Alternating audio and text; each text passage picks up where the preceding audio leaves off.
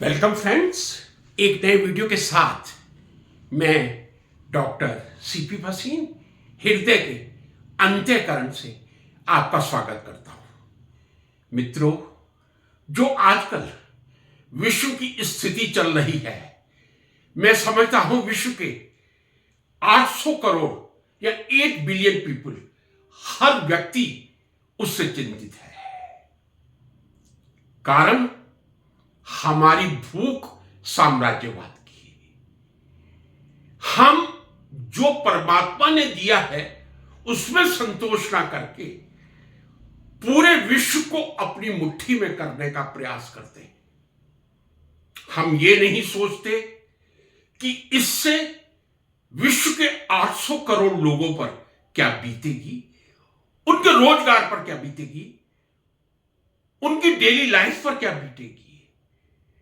और यही बिंदु आज मेरे चिंतन का था, जिसने मुझे एक ऐसे वीडियो को बनाने के लिए विवश कर दिया जिसका मैंने कभी विचार नहीं किया था। मित्रों, जब ये साम्राज्यवाद की भूख सामने देखते हैं तब यही प्रश्न आता है, प्रकृति ने इतने सुंदर ब्रह्मांड की रचना की, इतना सुंदर हमें शरीर प्रदान किया, फिर हमारे अंदर यह साम्राज्यवाद की भूख क्यों? इसी प्रश्न की खोज में एक बार फिर मैं कबीर दास जी का नमन करते हुए, जिन खोजा तिन पाइयां गहरे पानी पेट, मैं बपुरा बूढ़न डरा रहा किनारे बैठ। ना जाने कबीर दास जी ने इन दो पंक्तियों को लिखकर मेरे ज्ञान की पिपासा को कितना बढ़ाया है। आता हूं अब मैं सब्जेक्ट पे। आज मैंने टाइटल ही यही अपने वीडियो का लिया है, यूनिवर्स। What is universe? क्या है ब्रह्मांड? किस तरह ब्रह्मांड को परिभाषित किया जा सकता है? If somebody asks me, can you define universe? I can define, but that will be very limited words and limited lines. Total space, total time, total matter, total energy, total rule which govern all of these. That is known as universe. या मैं एक बहुत ही simple भाषा में कहूं, जो कुछ है, मैं यही कह सकता हूं, जो कुछ है वही सब ब्रह्मांड है। ब्रह्मांड का एक रूप पृथ्वी है और ब्रह्मांड का दूसरा रूप ग्रह, प्लेनेट्स के रूप में हमें दिखाई दे सकते हैं। मानव मंगल तक जाने की कोशिश कर रहा है पृथ्वी से ऊपर। नासा ने तैयारी कर ली है 2030 तक मंगल पर मानव को भेजने के लिए, कॉलोनी बसाने के लिए। इलोन मस्क का स्पेस एक्स भी इसी कोशिश में लगा हुआ है।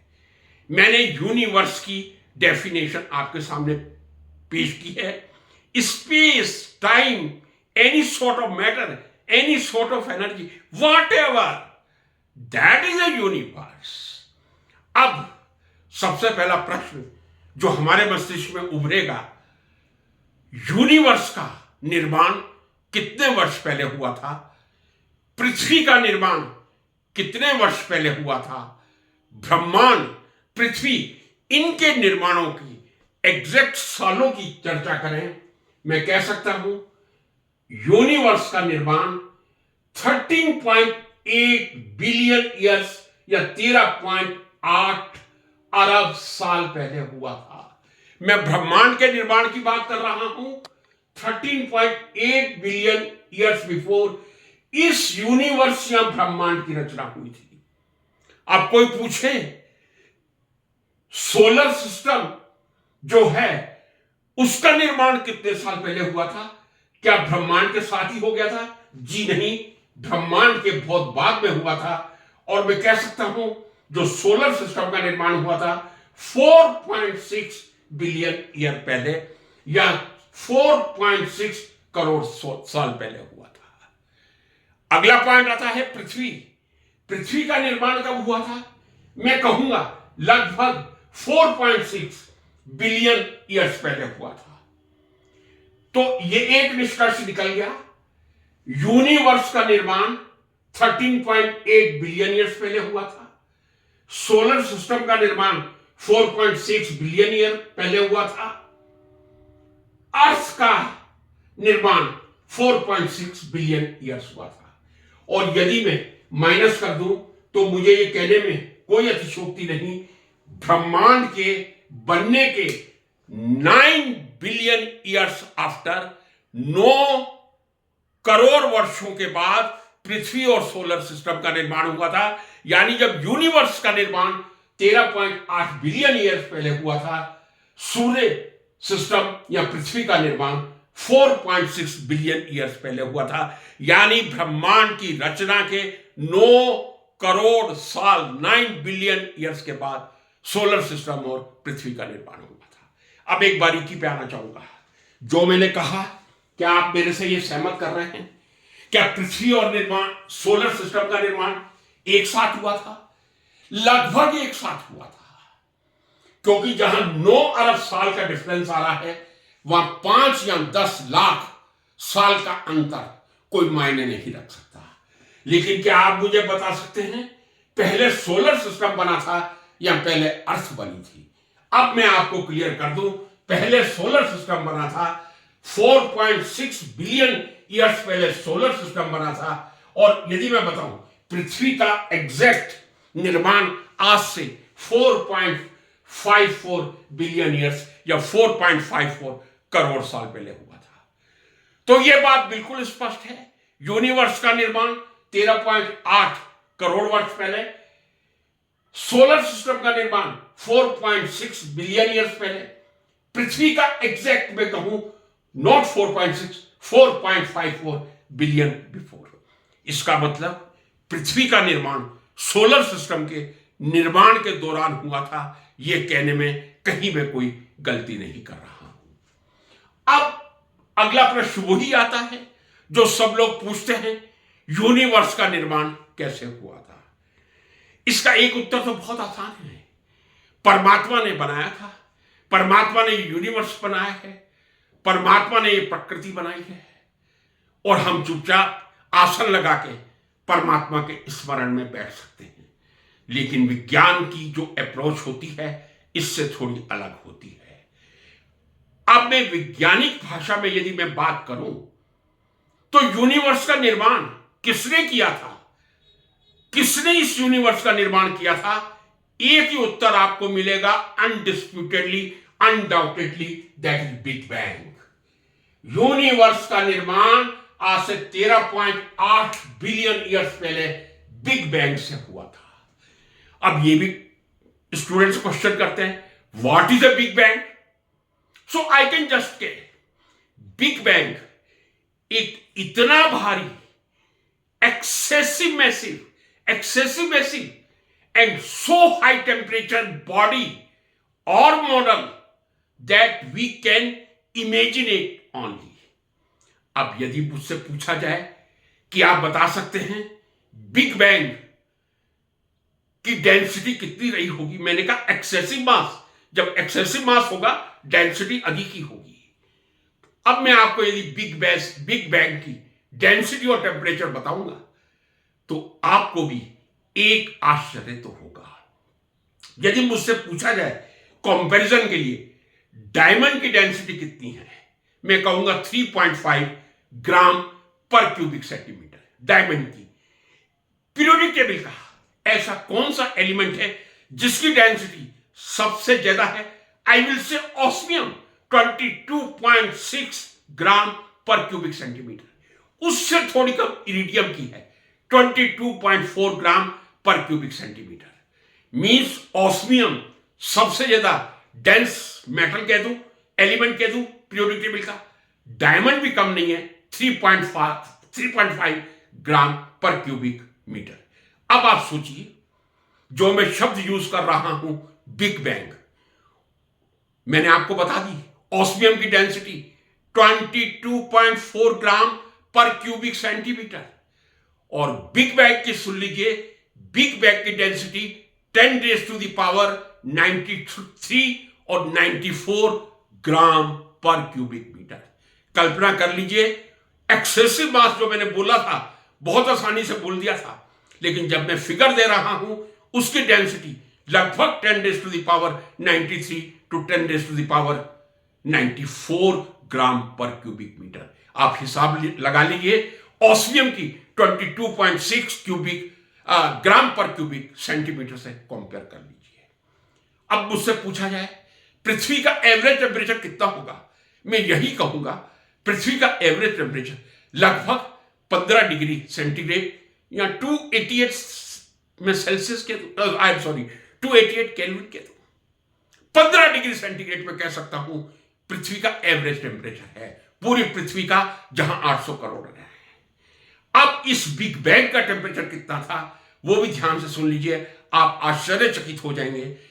जो बिग बैंग का टेम्परेचर था 10⁻23 केल्विन, या मैं सेंटीग्रेड में भी कहूं तो इतना बड़ा डिजिट है कि कोई फर्क नहीं पड़ेगा। मैं कह सकता हूं बिग बैंग का टेम्परेचर 10⁻23 डिग्री सेल्सियस था।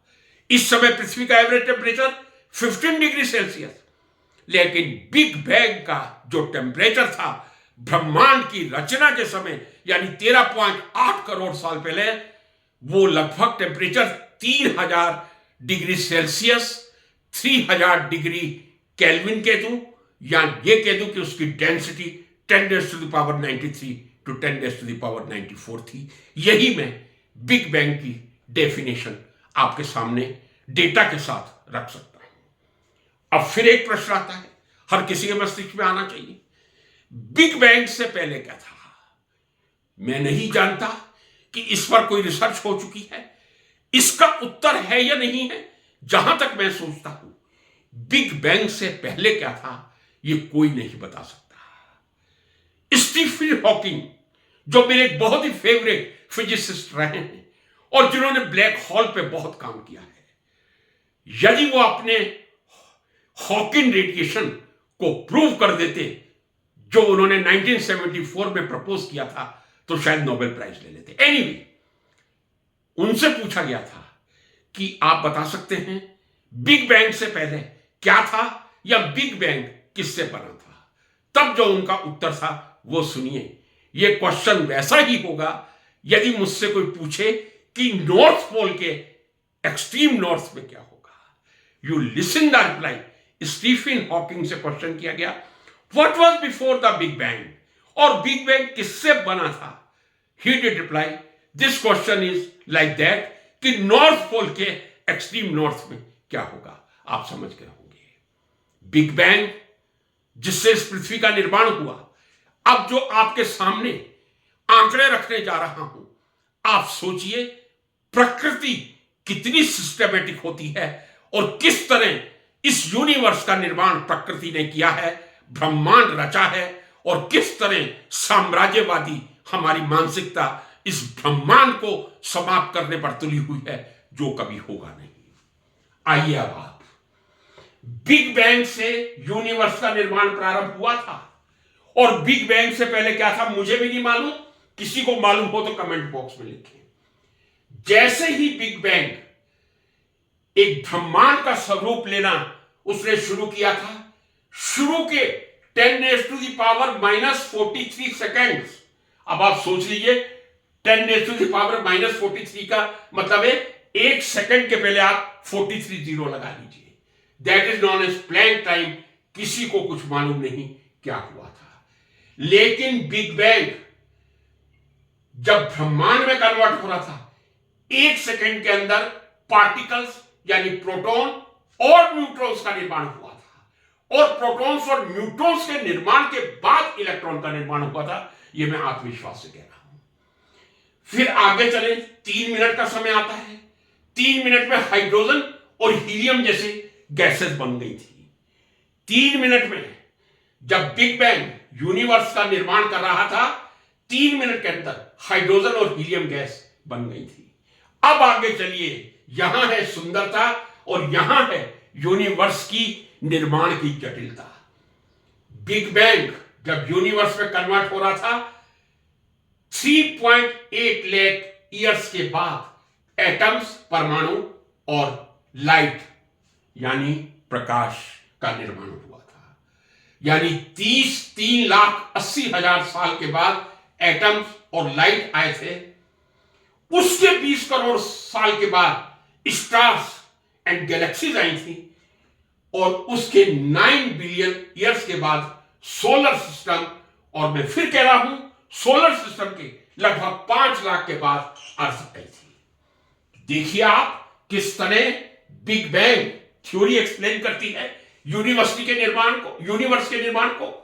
1 सेकेंड से पहले आ गए 10⁻⁻43 सेकेंड प्लैंक टाइम। कोई नहीं जानता क्या हुआ था। 1 सेकेंड में प्रोटॉन और neutron and later on electrons particles का निर्माण हुआ था। बिग बैंग थ्योरी के यूनिवर्स में कन्वर्जन के 3 मिनट के बाद हाइड्रोजन और हीलियम गैस का निर्माण हुआ था। 3,80,000 के बाद एटम्स एंड लाइट का निर्माण हुआ था। 20 करोड़ साल के बाद स्टार्स एंड गैलेक्सी का निर्माण हुआ था, और लगभग 9 बिलियन ईयर्स के बाद सोलर सिस्टम और अर्थ आए थे। यानी मैंने शुरुआत की थी 13, यहां पे मैं कह दूं 13.8 बिलियन ईयर से, और मैं यहां पृथ्वी और सोलर सिस्टम पे आया तो वो लगभग, मैं ये कह दूं सोलर सिस्टम 4.6 बिलियन ईयर्स लगे थे बनने में, और पृथ्वी को बनने में 4.54 बिलियन लगे थे। सोलर सिस्टम के बाद पृथ्वी का निर्माण हुआ था। अब यूनिवर्स में क्या क्या आता है? गैलेक्सीज आती हैं, स्टार्स आते हैं, प्लैनेट्स एंड मून को हम प्लैनेट नहीं कह सकते, that is satellite of earth. Interstellar and intergalactic matter आता है, डार्क मैटर आता है, डार्क एनर्जी आती है, रेडिएशंस आते हैं, स्पेस और टाइम आता है। मैंने शुरू में कहा था स्पेस और टाइम से ही यूनिवर्स की डेफिनेशन को लिया था। सबसे पहले स्पेस टाइम ही बोला था। बिग बैंग के बनने के साथ ही, या बिग बैंग से यूनिवर्स बनने के साथ ही स्पेस और टाइम आए थे, उससे पहले नहीं थे। फ्रेंड्स, अब यदि पूछा जाए, मैंने कई चीजें आपको गिनवा दी, यूनिवर्स में पृथ्वी है, प्लैनेट्स है, सब कुछ है। इन कंक्रीट में क्या कह सकता हूं? यूनिवर्स मुख्यतः 3 चीजों से मिलकर बना है। 5% नॉर्मल मैटर है। नॉर्मल मैटर में मैं कहूंगा सॉलिड है, लिक्विड है, गैस है या प्लाज्मा है। केवल 5% नॉर्मल मैटर है यूनिवर्स में। Remaining 25% is known as dark matter. Dark matter में बहुत डिटेल एक्सप्लेन नहीं करूंगा, लेकिन यह कह देना चाहूंगा, कृपया डार्क मैटर को आप ब्लैक होल ना समझें। ब्लैक होल और डार्क मैटर दोनों अलग अलग हैं। यह मैं कह रहा हूं। फिर 5% जो रियल मैटर है, I can say normal matter है, वो एग्जिस्ट करता है। 25% डार्क मैटर एग्जिस्ट करता है, और 68% डार्क एनर्जी एग्जिस्ट करती है। डार्क एनर्जी का मतलब है ऐसी एनर्जी, डार्क इसलिए कहा गया है कि जिसका हमेशा नेगेटिव फोर्स ही होता है। डार्क एनर्जी यूनिवर्स में पूरी तरह फैली हुई है, और यदि यह पूछा जाए कि बिग बैंग को एक्सपांड किसने किया, उसका सही उत्तर होगा डार्क एनर्जी ने किया। यानी डार्क एनर्जी पूरे ब्रह्मांड में फैली हुई है, और जो नॉर्मल एनर्जी है वो बहुत लोकलाइज्ड है। तो मैं ये कह दूं कि लोकलाइज्ड एनर्जी एक बहुत सीमित क्षेत्र में, लेकिन उसकी इंटेंसिटी बहुत ज्यादा होगी। डार्क एनर्जी की इंटेंसिटी नॉर्मल एनर्जी से कम होगी, क्योंकि बहुत बड़े ब्रह्मांड में फैली हुई है। तो ब्रह्मांड में मुख्यतः हम सब चीजों को 3 पार्ट्स में समेट के रख सकते हैं। पहला नॉर्मल मैटर जो 5% है, दूसरा डार्क मैटर जो 25% है, तीसरा डार्क एनर्जी जो 68% है। साम्राज्यवाद एक बार फिर मुझे याद आ जाता है। यदि मुझसे पूछा जाए लगभग यह ब्रह्मांड कितने वर्ष चल सकता है, या मुझसे पहले यह पूछा जाए पृथ्वी कितने वर्ष चलेगी, मैं कह सकता हूं जो मैंने ढूंढा है लगभग 1 करोड़ वर्ष अभी पृथ्वी और चलेगी। ब्रह्मांड कितना चलेगा लगभग 5 करोड़ वर्ष और चलेगा। ब्रह्मांड का जब समापन होगा तब क्या बचेगा? एक ऐसी शून्यता बचेगी, एक ऐसी ठंडक बचेगी, एक ऐसा अंधकार बचेगा जहां रोशनी की कोई किरण नहीं होगी। इस ब्रह्मांड का, इस पृथ्वी का मानवता की भलाई के लिए उपयोग करें, यही आज के मेरे वीडियो का सार है। नमस्कार।